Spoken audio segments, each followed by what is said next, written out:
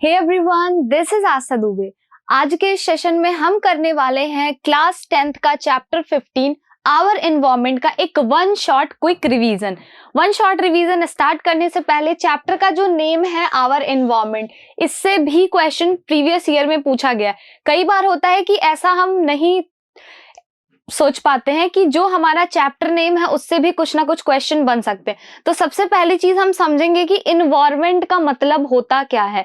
हमारे previous year में एक क्वेश्चन इस चीज से बना था कि ये जो इन्वायरमेंट वर्ड बार बार यूज होता है, what do you mean by it, environment से आप क्या समझते हैं। तो हम इन्वायरमेंट के बारे में बताते हैं the sum total of all external factors present in या फिर present in our surrounding. The sum total of, write कर लेते हैं इसको, the sum total of all the external factors. में भी बहुत चांसेस होते हैं कि प्रीवियस ईयर में जो क्वेश्चन पूछा गया है वो क्वेश्चन आपका रिपीट कर सकता है। तो यहाँ से सबसे पहली चीज, बहुत सारे लोगों ने अपने प्रीवियस ईयर लगा लिए होंगे तो आपको ये चीज पता हो गई होगी कि यहाँ से कोई बहुत हाई फाई क्वेश्चंस नहीं आते, बहुत कॉमन और जनरल क्वेश्चंस पूछे जाते हैं इन्वायरमेंट से। इसकी डेफिनेशन हम देंगे the sum total of all the external factors present in our surrounding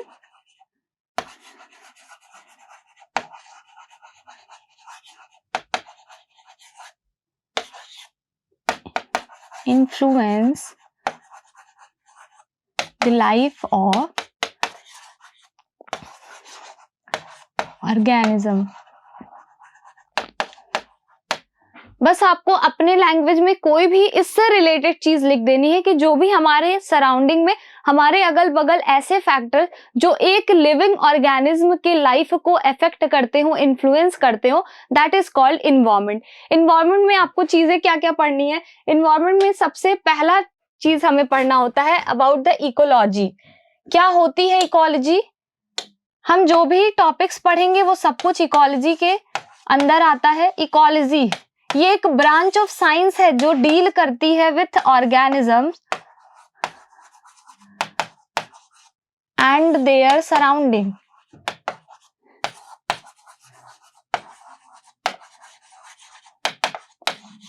किसी ऑर्गेनिज्म और उनके सराउंडिंग के बीच का क्या इंटरेक्शन है। जब हम उस इंटरेक्शन की बात करते हैं या इंटरेक्शन की स्टडी करते हैं तो उस स्टडी को हम इकोलॉजी कहते हैं, या फिर हम कह सकते हैं ऑर्गेनिज्म एंड उनके सराउंडिंग की स्टडी जिस ब्रांच ऑफ साइंस में करते हैं that is called ecology. Ecology से इंपॉर्टेंट यही था। अब इकोलॉजी में हम पढ़ते हैं इकोसिस्टम के बारे में।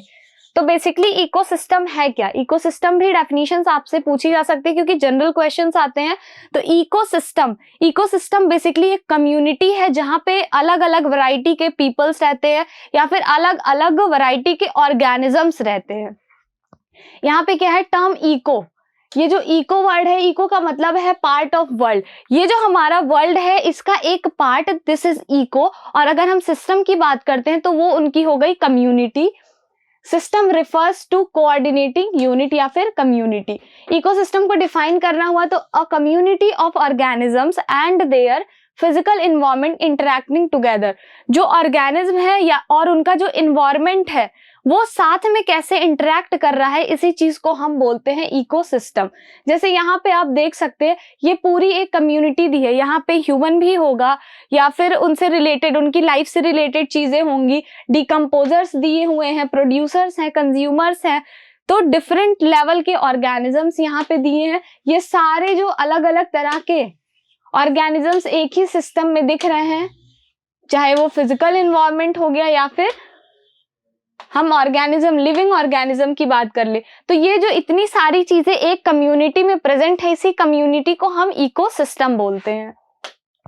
नेक्स्ट है इकोसिस्टम के कंपोनेंट की बात करते हैं। इकोसिस्टम के फर्दर दो कंपोनेंट होते हैं, एक होता है बायोटिक फैक्टर, दूसरा होता है एबायोटिक फैक्टर। बायोटिक फैक्टर को हम 3 पार्ट्स में डिवाइड करते हैं। कौन कौन से बायोटिक फैक्टर्स 3 देखे जाते हैं। पहला होता है प्रोड्यूसर, दूसरा होता है कंज्यूमर और थर्ड होता है हमारा डीकंपोजर। नेक्स्ट हम एबायोटिक फैक्टर की बात करते हैं। एबायोटिक फैक्टर के भी फर्दर 3 कंपोनेंट होते हैं। एक होता है हमारा क्लाइमेटिक,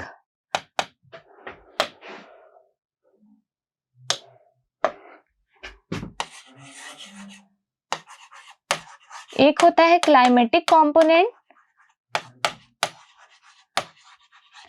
दूसरा होता है हमारा इनऑर्गेनिक कंपोनेंट, एंड लास्ट होता है हमारा ऑर्गेनिक कंपोनेंट।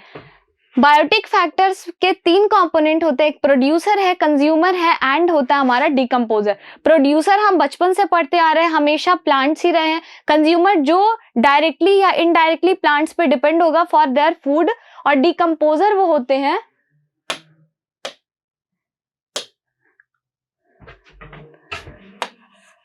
जो डीकंपोजर होते हैं, वो डेड एंड डिकेइंग मैटर पे फीड करते हैं।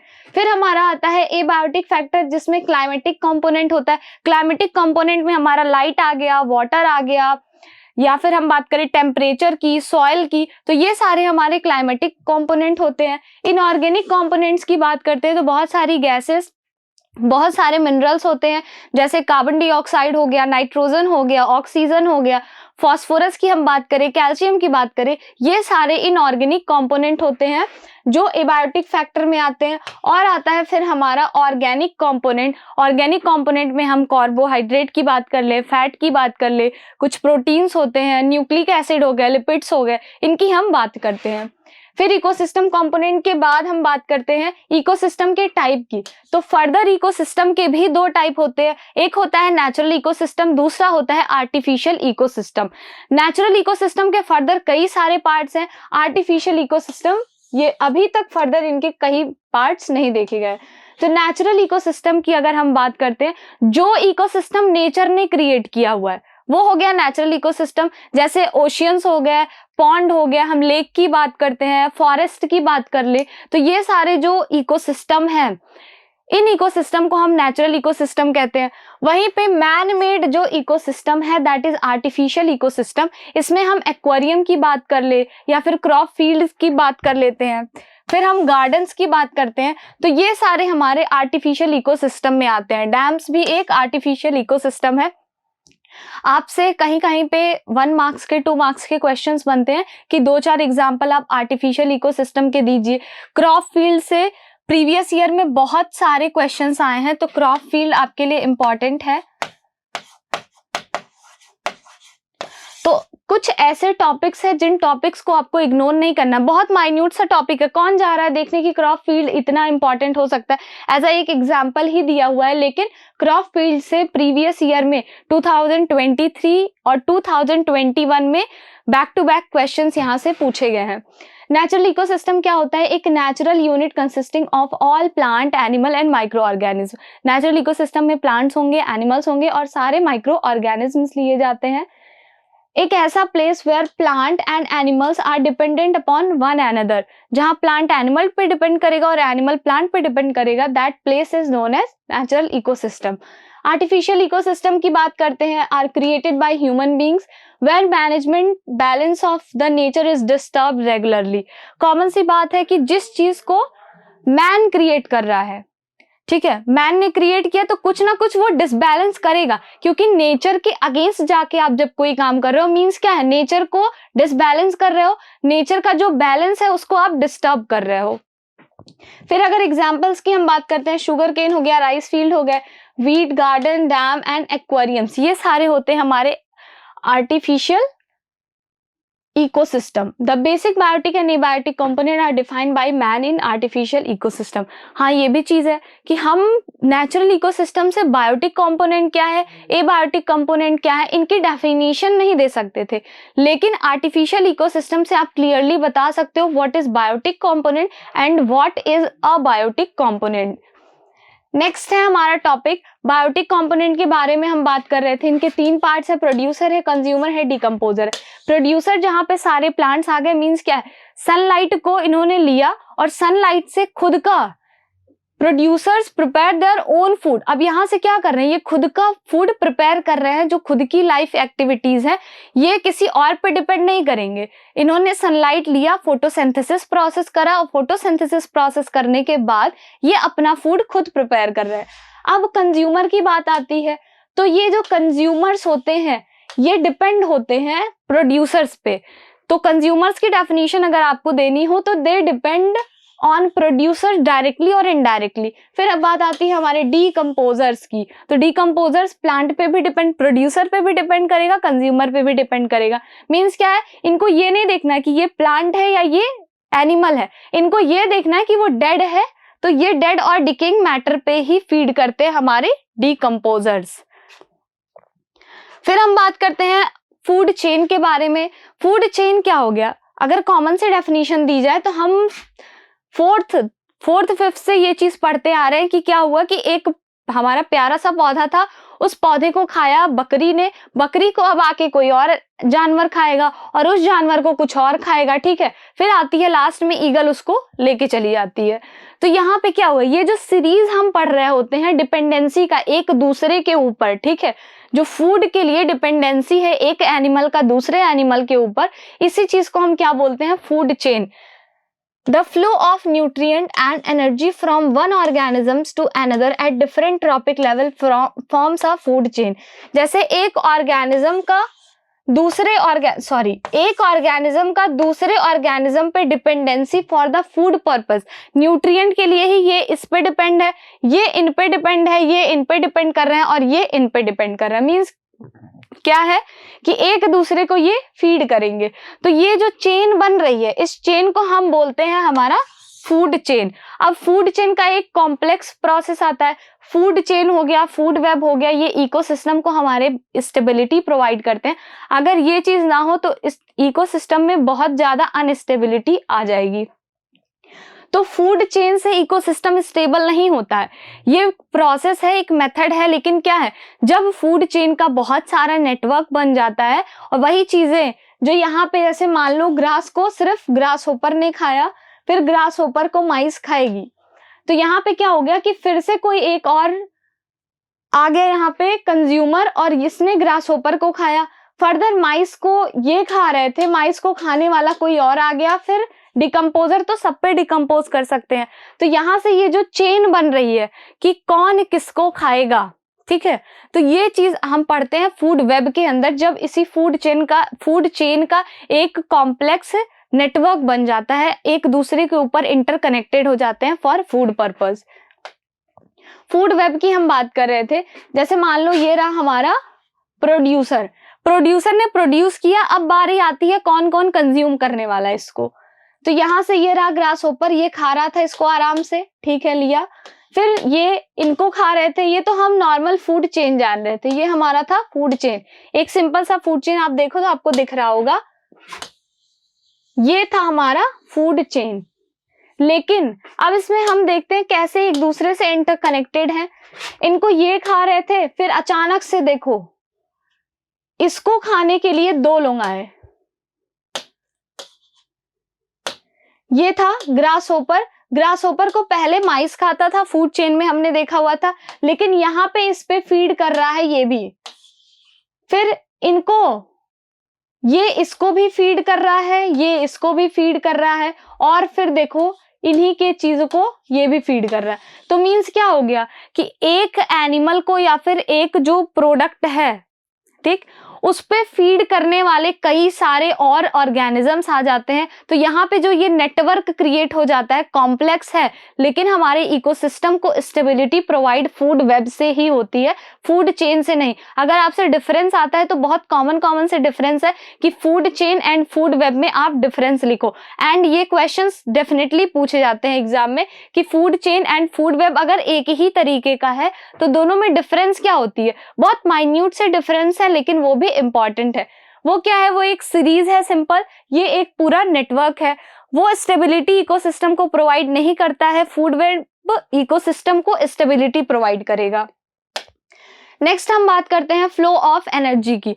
तो फ्लो ऑफ एनर्जी में हमें क्या पढ़ना होता है, ये रहा हमारा एक ट्रॉपिक लेवल, एक पिरामिड बना दिया गया है। पिरामिड कैसा है, एनर्जी ट्रांसफर का। तो हम यहाँ पे क्या पढ़ रहे थे, ये रहा हमारा प्रोड्यूसर जिसने प्रोड्यूस किया। अब एक लेवल से प्रोड्यूसर जो प्रोड्यूस करेगा उसको प्राइमरी कंज्यूमर कंज्यूम करेगा, फिर प्राइमरी कंज्यूमर से सेकेंडरी कंज्यूमर और फिर ये टर्सरी कंज्यूमर तक जाता है। तो यहाँ से क्या हो गई, कुछ ना कुछ अमाउंट ऑफ न्यूट्रिएंट गया, न्यूट्रिएंट के साथ साथ एनर्जी का भी ट्रांसफर हो रहा। तो कुछ एनर्जी इधर ट्रांसफर हुई, कुछ एनर्जी इधर एंड कुछ एनर्जी इधर। तो ये क्या हो गया, ये जो अलग अलग ट्रॉपिक लेवल है, ये लोअर, ठीक है, फिर ये हायर, फिर इनसे हायर, और ये सबसे हायर ट्रॉपिक लेवल होता है जो हमारे टर्सरी कंज्यूमर्स होते हैं, ठीक है। ओमनिवोर्स की हम बात करते हैं। यहाँ पे हमारे कुछ डिकम्पोजर्स भी दिए होते हैं, ये भी क्या करते हैं, ये हर एक लेवल से फीड करते हैं। जो भी डेड एंड डिकेइंग मैटर इनको मिलने वाला है, ये वहां पे क्या करेंगे, डिकम्पोजर्स अपना फीडिंग प्रोसेस का काम करते हैं। यहाँ पे दिया हुआ है ये जो ट्रॉपिक लेवल है, ट्रॉपिक लेवल से हमें पता चलता है, इससे अलग अलग पता चलता है दैट हु ईट्स हु, कौन किसको खाता है। ट्रॉपिक लेवल सिस्टम को आप बेसिकली कहोगे क्या, ट्रॉपिक लेवल सिस्टम को हम कह सकते हैं that who Yeats who system, कौन किसको खाता है वाला सिस्टम, ठीक है। तो यहाँ से हमें पता चला ये प्रोड्यूसर था, प्लांट को खाया ग्रास होपर ने, फिर इसको कोई खाएगा, फिर इसको यहाँ पे जो हमारे हायर लेवल वाले कंज्यूमर्स होते हैं वो उन पे फीड करेंगे। एनर्जी की हम बात करते हैं, अभी इसी फ्लो ऑफ एनर्जी से ही हम 10% लॉ पे भी पहुंचेंगे। यहाँ से हमें पता चलता है कि जो हमारा एक ट्रॉपिक लेवल है उससे दूसरे ट्रॉपिक लेवल पे सिर्फ और सिर्फ 10% ऑफ एनर्जी का ट्रांसफर होता है। वो कैसे, जो भी 100% एनर्जी का यूज हुआ तो वहां पे क्या होगा कि 70 से 80% एनर्जी हमारे इन्वायरमेंट में चली जाती है एज अ हीट के फॉर्म में, ये लॉस हो जाएगी, क्योंकि यहाँ पे क्या है, रेस्पिरेशन प्रोसेस चल रहा होता है। बाकी जो कुछ बचती है एनर्जी उसको डाइजेशन प्रोसेस या फिर लाइफ प्रोसेस में यूज कर लिया जाता है। बेसिकली अलग अलग कहने से अच्छा है कि आप रेस्पिरेशन कहो, डाइजेशन में इतना % एनर्जी हुआ, ऑल टोटल आप कह सकते हो कि सिर्फ और सिर्फ 10% एनर्जी का ट्रांसफर होता है एक ट्रॉपिक लेवल से दूसरे ट्रॉपिक लेवल तक, एंड जो अदर देन 90% एनर्जी होती है उस 90% एनर्जी का लाइफ प्रोसेस में यूज कर लिया जाता है बाय द ऑर्गेनिजम्स। ये चीज कहना ठीक होगा। नेक्स्ट हम आते हैं 10% लॉ पे। 10% लॉ से भी क्वेश्चंस आते हैं। हाँ, आपके बोर्ड में अभी तक नहीं आया है कि लिंडमन ने दिया था ये चीज, लेकिन कोई कॉम्पिटेटिव एग्जाम, बहुत सारे कॉम्पिटेटिव एग्जाम के फॉर्म भी आप लोगों ने डाले होंगे, तो वहां पे क्या होगा, ये क्वेश्चंस पूछे जा सकते हैं कि ये जो 10% लॉ था ये किसने दिया था, तो ये दिया था लिंडमन ने। यहाँ पे उन्होंने यही चीज बताई थी कि जो एक ट्रॉपिक लेवल है उससे दूसरे ट्रॉपिक लेवल पे, हर एक ट्रॉपिक लेवल पे सिर्फ और सिर्फ 10% एनर्जी का ट्रांसफर होता है। The efficiency of energy transfer from one trophic level to the next is about 10%। Next आता है हमारा बायोमैग्निफिकेशन। अब बायोमैग्निफिकेशन पढ़ने से पहले हमें दो चीजें पढ़नी होंगी। एक होता है हमारा बायोडिग्रेडेबल वेस्ट, बायोडिग्रेडेबल, एंड होता है एक नॉन बायोडिग्रेडेबल।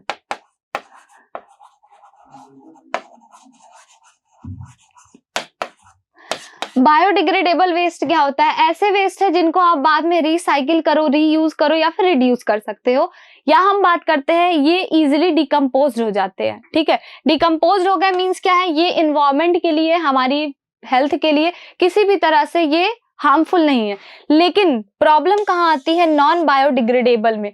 इनको इजीली डिकम्पोज नहीं किया जा सकता, आप इनको रीयूज नहीं कर सकते, रिसाइकिल नहीं कर सकते, तो कहा जाता है नॉन बायोडिग्रेडेबल चीजों का यूज ही नहीं करना चाहिए। अब अगर हम बायोमैग्निफिकेशन पढ़ने जा रहे हैं तो बायोमैग्निफिकेशन है क्या, biomagnification is just a process जहां पे क्या है, ये जो नॉन बायोडिग्रेडेबल वेस्ट है ये एक ट्रॉपिक लेवल से दूसरे ट्रॉपिक लेवल तक इंक्रीज होता जाता है। ठीक है, यहाँ पे क्या है, नॉन बायोडिग्रेडेबल में हम डीडीटी के बारे में पढ़ते हैं, हार्मफुल केमिकल है, प्लास्टिक्स पढ़ते हैं, फिर पॉलीथीन है, पॉलीइथीन,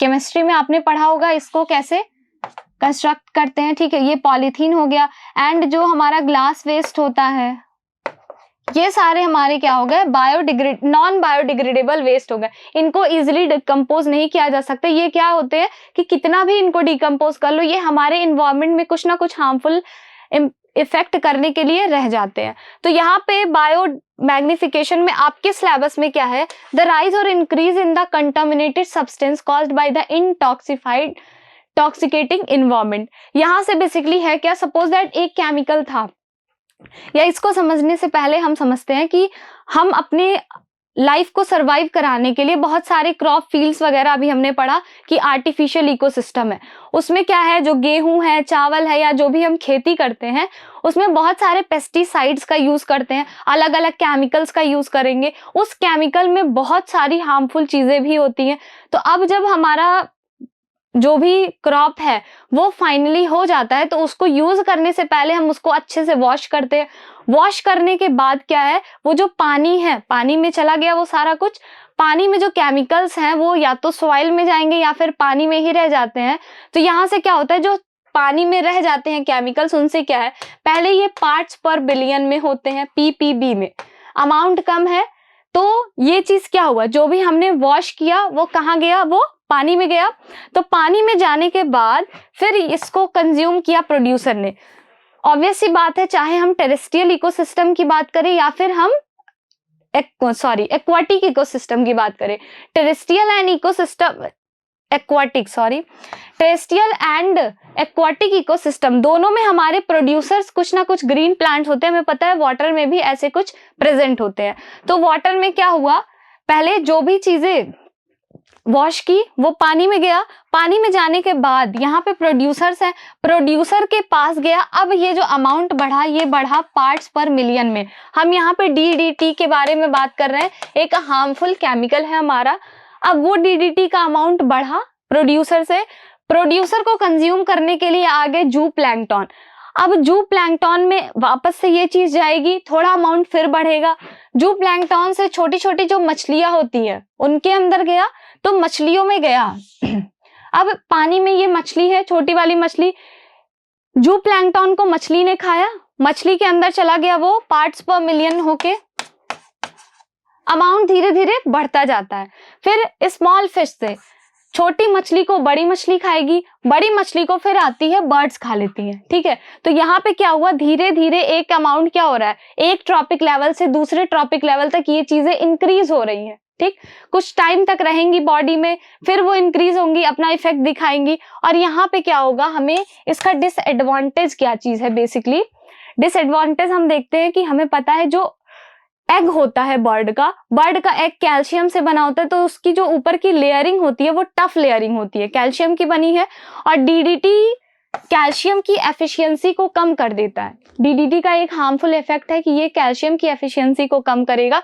तो अब जब ये बर्ड की बॉडी में वो DDT है, ठीक है, क्योंकि इसने बड़ी वाली मछली को खाया है, अब वो DDT अपना इफेक्ट दिखाएगा कि जब ये अंडा देगी तो इसके एग के ऊपर जो कैल्शियम की लेयरिंग होती है वो हो जाएगी पतली, और जब एग मैच्योर होने से पहले ही क्या हो जाएगा, रप्चर हो जाएगा। तो इससे क्या होगी, जो बर्ड की पॉपुलेशन है ये धीरे धीरे डिक्रीज होती चली जाएगी।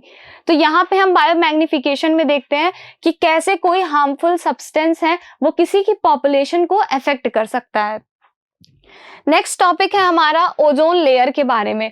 हमें पता है ओजोन लेयर यहाँ पे हमारे पास, ठीक है, हमारे इन्वायरमेंट में गुड ओजोन भी है एंड बैड ओजोन भी है। तो जो ओजोन हमारे इधर इन्वायरमेंट में ट्रोपोस्फेयर में प्रेजेंट होती है वो होती है हमारी बैड ओजोन। क्यों? क्योंकि ये हमारे ह्यूमन बींग्स को हर हाल में ये कहीं ना कहीं से इफेक्ट पहुंचाती है और हार्मफुल इफेक्ट पहुंचाती है, हमारे जीन्स में म्यूटेशन कर देगी या बहुत सारी इफेक्टिव कॉज करती है, ठीक है, बहुत सारे हार्मफुल इफेक्ट्स करती है। तो जो गुड ओजोन होती है ये कहाँ पे प्रेजेंट होती है, ये प्रेजेंट होती है हमारे एटमॉस्फेयर के आउटर लेयर में, स्ट्रेटोस्फेयर में। तो वहां पे क्या होता है, वहां से हमें पता है कि जो सनलाइट आती है, सनलाइट से अल्ट्रावायलेट रेज भी आएंगी। तो उन अल्ट्रावायलेट रेज को शील्ड की तरह रोकने के लिए गुड ओजोन प्रेजेंट होती है हमारे स्ट्रेटोस्फेयर में। कैसे ओजोन का फॉर्मेशन होता है, ओजोन बेसिकली है क्या, एक ऑक्सीजन एटम का मॉलिक्यूल है, 3 ऑक्सीजन एटम से बनता है, ठीक, जिसको हम O3 बोलते हैं। इनका फॉर्मेशन कैसे होता है, जब हमारा O2 मॉलिक्यूल अल्ट्रावायलेट के नजदीक आता है, ठीक है। तो जब अल्ट्रावायलेट रेज इन ऑक्सीजन पे पड़ती हैं तो यहाँ से क्या होता है, ये इनको फ्री ऑक्सीजन मॉलिक्यूल में ब्रेक कर देती है। अब जो ये फ्री ऑक्सीजन मॉलिक्यूल है ये वापस से जाके ऑक्सीजन मॉलिक्यूल से बाइंड करता है और फिर ओजोन का फॉर्मेशन करेगा। तो इससे क्या होता है कि जब भी अल्ट्रावायलेट रेज इस स्ट्रोफोस्फेयर पे आती है तो ऑक्सीजन मॉलिक्यूल बाइंड करके ओजोन लेयर का फॉर्मेशन करते हैं। तो इससे क्या होगा कि जो ओजोन लेयर है स्ट्रेटोस्फेयर में वो अल्ट्रावायलेट रेज को हमारी अर्थ तक आने से रोकती है। द ओजोन लेयर और ozone shield is a region of Earth's stratosphere that absorb most of the sun's ultraviolet radiation.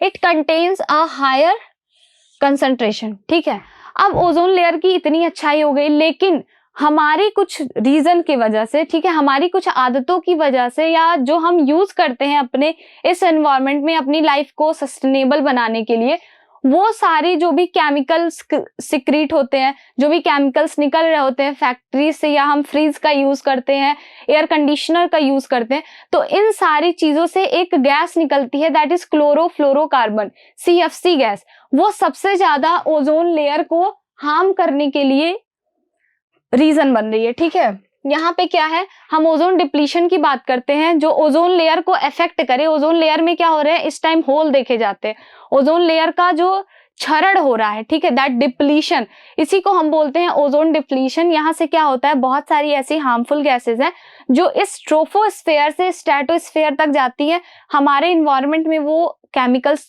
Create किए जाते हैं, वो गैसेस क्रिएट की जाती है। कैसे, सबसे पहले क्या होता है, सबसे हार्मफुल यही CFC है। बहुत सारे और भी गैसेस होते हैं, जैसे कि हमारा हो गया नाइट्रस ऑक्साइड, या फिर हम CCl4 की बात करें, कार्बन टेट्राक्लोराइड। बहुत सारे ऐसी गैसेस होती हैं जो ओजोन डिप्लीशन में देखी जाती हैं यहाँ पे। लेकिन सबसे ज्यादा हार्मफुल कौन है, क्लोरोफ्लोरोकार्बन। ये अपना काम कैसे करता है, सपोज दैट ये जो टीवी है, फ्रीज है, एयर कंडीशनर है, या फिर जो भी हमारे केमिकल्स हैं निकल रहे हैं, यहाँ से CFC निकली, अब वो क्लोरोफ्लोरोकार्बन जाएगी यहाँ से, वो जाके पहुंचती है स्ट्रेटोस्फेयर में, ठीक है, ओजोन लेयर तक पहुंची। ओजोन लेयर तक पहुंचने के बाद ये CFC जाता है, बाइंड करता है हमारे अल्ट्रावायलेट रेज से। जैसे ऑक्सीजन मॉलिक्यूल अल्ट्रावायलेट रेज से मिलके उसको तोड़ देता था, वैसे यहाँ से जब ब्रेक होता है तो ये रिलीज करते हैं chlorine. CFC are broken down by the sun's ultraviolet rays, और ये रिलीज करते हैं क्लोरीन एटम को into the ozone layer. Ozone layer में ये क्लोरीन को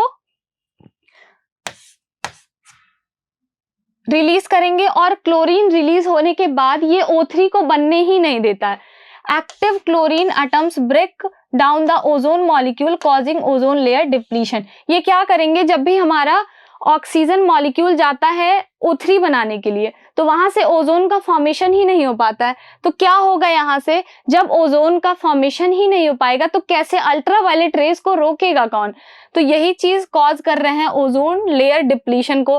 फोर्थ क्या होता है, more ultraviolet rays reach the earth. अब क्या होगा, जब ओजोन लेयर है ही नहीं प्रोटेक्ट करने के लिए, ओजोन लेयर का डिप्लीशन हो रहा है, तो हमारी अर्थ पे अल्ट्रावायलेट रेज डायरेक्टली एंटर करती हैं, और जो कि ह्यूमन हेल्थ को कहीं ना कहीं से थ्रेटन करती हैं। क्या करेंगी, बेसिकली अल्ट्रावायलेट रेज से क्या होगा कि हमारे जीन्स में, ठीक है, जो भी हमारा जीन है, DNA है, उसमें कुछ ना कुछ डिफेक्ट आ जाएंगी, हमारी बॉडी में कई तरह के म्यूटेशंस देखे जाते हैं, और मेनली अल्ट्रावायलेट रेज से ह्यूमन की स्किन में कैंसर देखा जाता है। तो ये बहुत हार्मफुल इफेक्ट हो रहा है इसका। तो मोस्टली क्या करना चाहिए, यहाँ से इस चैप्टर से आपको समझ आ जाएगा कि अपने इन्वायरमेंट को बेकार करने में सबसे बड़ा हाथ हम ही लोगों का होता है। नेक्स्ट है managing the garbage we produce. जो भी गार्बेज हम प्रोड्यूस करते हैं, सबसे पहले तो हमें ये ध्यान देना चाहिए वो जो भी गार्बेज है वो कहीं भी नॉन बायोडिग्रेडेबल नहीं होना चाहिए, वो हमेशा बायोडिग्रेडेबल हो, क्योंकि अगर आप रह रहे हो तो वेस्ट तो क्रिएट होगा। तो ध्यान आपको क्या देना है कि जो आपका वेस्ट हो वो बायोडिग्रेडेबल हो, ना कि नॉन बायोडिग्रेडेबल, क्योंकि बायोडिग्रेडेबल वेस्ट को हम इजिली रीयूज कर सकते हैं, रिसाइकल कर सकते हैं, या फिर कम कर सकते हैं, लेकिन नॉन बायोडिग्रेडेबल के केस में ये चीजें पॉसिबल नहीं होती हैं। The household waste is called garbage. Garbage क्या होता है, जो हाउस होल्ड वेस्ट निकलते हैं, some of the garbage is biodegradable, कुछ बायोडिग्रेडेबल होता है और कुछ नॉन बायोडिग्रेडेबल होते हैं। तो यही जो बायोडिग्रेडेबल वेस्ट है, नॉन बायोडिग्रेडेबल वेस्ट है, यही हमारे क्रिएट करते हैं पॉल्यूशन को।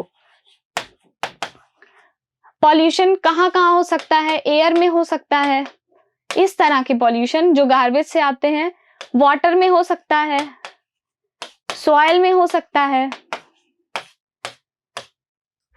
So it should be disposed properly, इसको प्रॉपरली डिस्पोज करना होगा। कुछ यहाँ पे मेथड्स दिए हुए हैं, ये मेथड्स आपके एग्जाम में पूछे जा सकते हैं। लैंडफिल करके आप इन गार्बेज को डिस्पोज कर सकते हो, रिसाइकिल कर सकते हैं, production of biogas and manure, preparation of compost, incrimination कर सकते हैं, क्या करेंगे उसको जला सकते हैं, या फिर सीवेज ट्रीटमेंट कर सकते हैं। बेसिकली क्या होता है, हम यहाँ से 3 आर्ट्स पढ़ते हैं।